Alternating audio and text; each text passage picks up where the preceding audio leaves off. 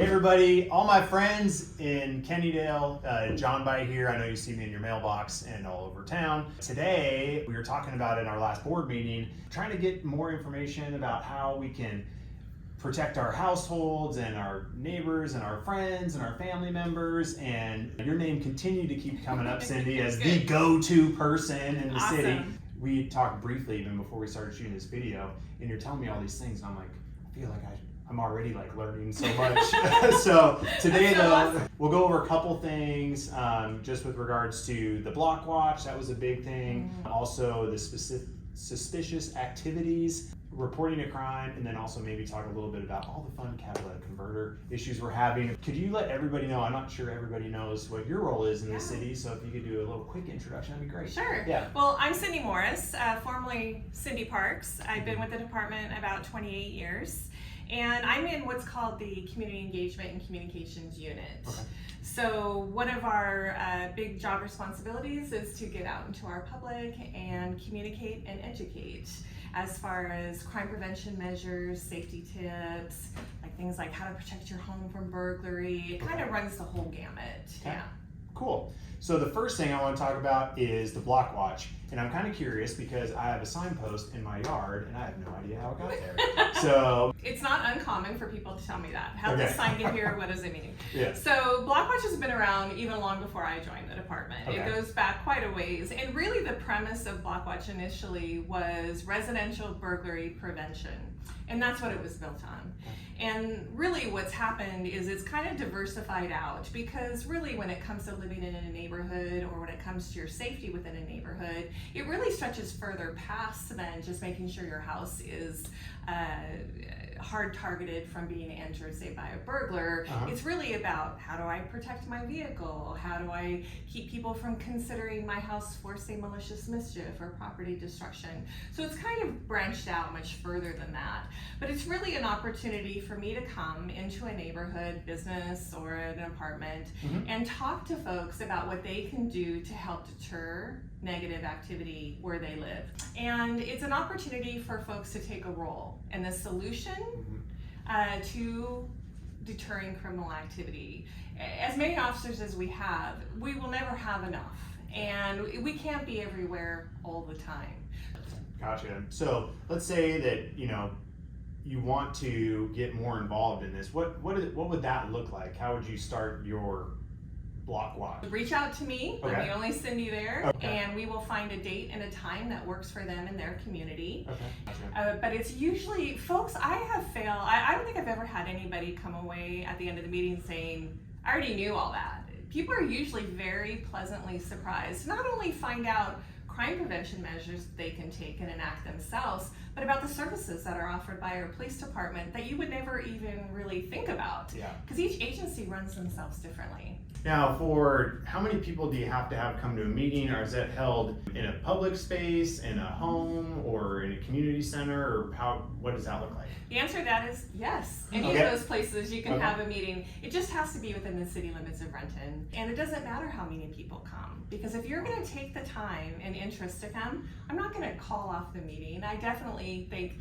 the 5 are of value as much as the 30 may be of value. Absolutely. Who want to come and hear what I have to say. So. Yeah. You made a comment earlier about why would you call 911 and how we grew up and what was appropriate to use that for, and now what it is quite a bit different. So can you explain a little bit about when it is appropriate time to call 911, and then also to if we see something, when is it appropriate to say something? So when it comes to calling 911, in our city of Renton, within the city limits, anything in progress that you would need a police officer for, you should be calling 911 for that. People hesitate because, a lot of us were raised, unless you were on fire or bleeding, those were the 2 times you called. But really what we need is for folks to call much sooner than that. That suspicious activity that starts to kind of build up, where you notice something doesn't seem right, but they're not doing anything in that moment, but it doesn't feel good, and you don't want to go check it out. What do I do? That's when you call 911. For example, car prowlers. Theft from motor vehicle is the #1 property crime in the country, in the state, in our city. So when you have safe folks in your neighborhood who you feel are sidling up to cars and trying the door handles in the driveway of the cars that are parked there, or the cars that are parked on the street, or they're looking into the windows of cars and moving on, that's suspicious activity, and we should be called right away, because I want us to get there before they bust the window or before they pry that door open. I call it a no harm, no foul policy. Okay.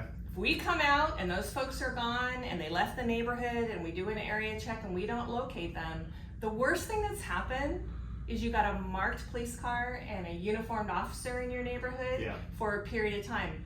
And that's still an okay return, I hope you feel. So anything in progress should be reported to 911. Yeah. I'm giving you the permission. Okay.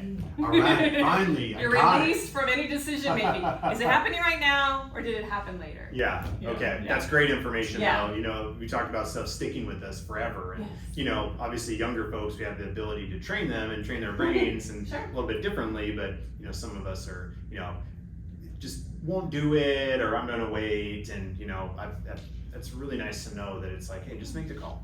All right, so I got one last question before we wrap up. So we talked about the catalytic converters. So do we got any tips for us as homeowners to try to fend off this lingering issue that a lot of us have had? I mean, it's going crazy because the materials that make up those catalytic converters are just so valuable right now, especially for Prius. So Priuses have 2 cat converters. So that makes those especially susceptible to this type of theft. But there's a wide range of vehicles who have these that are accessible if someone were to go under your car. What a lot of folks don't know is if they look up their car on the internet to see if they have a cat converter, they may have one, but what you need to figure out is it accessible if someone were to get under our car? Because sometimes they're tucked behind the manifold, sometimes you can't access them at all.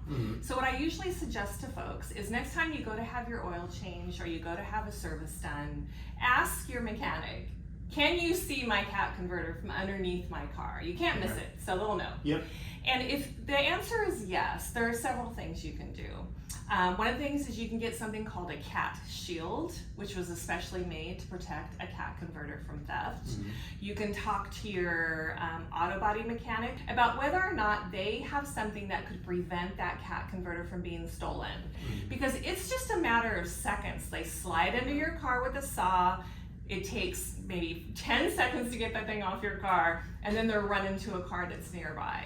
At minimum, you should have your mechanic, or you can do it if you're comfortable, just take an engraver, put the last 8 digits of your VIN number, which is your vehicle identification number. You can see it through your front windshield window, you can see it on the side of your car. It's posted in several places on your car. Take the last 8 digits of that VIN number, engrave it on your cat converter, and spray over it with a really loud neon paint.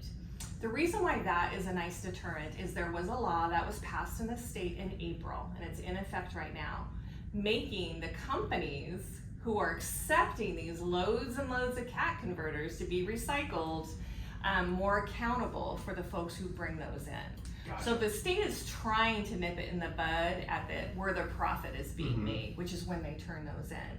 And if they're sprayed and that VIN number is on there, that could keep that recycler from taking it from them and not paying from it, because now it's been personally identified as belonging to a specific car. So those are some tips. I like it. Just a couple things that we can do to protect ourselves. So Cyndie, thank you so much for your time. I know that just in a short amount here, I've learned so much more. So I appreciate you taking a couple minutes. I know all of our neighbors here in Kennydale, I hope you got some great info. Like, we're really doing our very best to bring as much value as we can. Obviously, if you want to get set up on the block watch, we'll reach out to you, Cyndie, to kind of take that to the next level. But again, thank you for everything that you do in the entire city, the PD. I think that you guys are amazing. You gals are just awesome. And we're working hard for you, I promise. So, awesome. Thank you for your time. Thank you. Yes. Appreciate it. All right. Bye. Bye.